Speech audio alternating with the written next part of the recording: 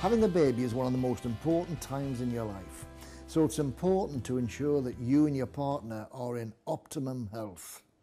Making a few lifestyle and nutritional changes may also help to give your unborn baby a good start in life. And remember, it's not only a woman's responsibility. Men need to do their fair share too. So I've got together with Sanatogen to create the 8-point preparing for pregnancy checklist. Firstly, you need a good diet. Both mums and dads-to-be should make sure they're eating a healthy, well-balanced diet. Men should ensure they're eating plenty of foods rich in zinc, found in baked beans, lean mincemeat and dairy produce. Both men and women's diets should include plenty of fresh fruit and vegetables, protein-rich foods such as fish, poultry or pulses, and whole grains. Now is the time for both of you to quit the junk food. Once you're pregnant, avoid certain fish such as marlin, shark and swordfish, as well as liver and alcohol. Next, it's not always easy to get all the right vitamins and minerals through diet alone whilst trying to conceive. So women may want to consider a pre-pregnancy supplement containing folic acid, and men may want to consider one that contains zinc. Next part of the checklist is called timing and lying. In other words, working out when you're most fertile and making the most of it.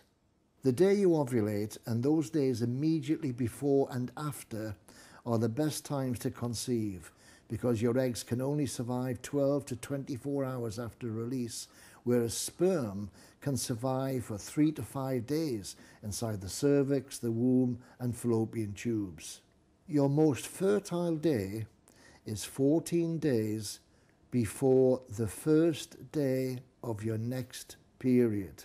Many women think it is 14 days since the last period and count forward, but this is wrong. You need to count back. If you have a regular cycle, this is easy to calculate, but if your cycle is irregular, it becomes very difficult. And ideally, you should be having intercourse 2 days before you ovulate, on the day of ovulation, and 2 days after. After intercourse, do not get up and go to the loo. Lie in bed as long as possible, which gives the sperm a chance to find the cervix, work up to the interior of the womb, and then spread out into both fallopian tubes. Halfway through the checklist now, and it's time to address anxiety and stress. High anxiety and stress levels are known to affect fertility. So if you're working hard, staying up late, or constantly trying to meet high-pressure deadlines, make positive changes to reduce some of the stresses in your life. Why not think about taking a yoga class, or use a relaxation CD, or go for a long walk? Part 5 of the checklist involves this: cigarettes and alcohol. Excessive alcohol intake and smoking are bad news for a healthy sperm production. So both you and your partner should quit smoking, say goodbye to those party nights, and hello to something a lot healthier. And this is part 6 of the checklist: exercise. You must take regular, gentle exercise and aim for 3 30-minute sessions each week.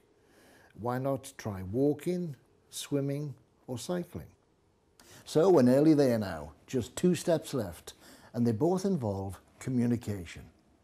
Firstly, drugs and medication.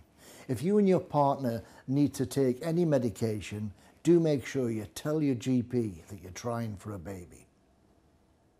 And now, the final part: before you both start actively trying, it might help to discuss some of the potential issues that could arise from having a baby. For example, how will a child change your lifestyle? What are your attitudes to raising a child? Will either of you give up work, and how will you cope financially? Because as any new parent will tell you, the minute you bring a little person into the world, your lives will change forever. So that's it. Here's a quick reminder of the 8-point preparing for pregnancy checklist.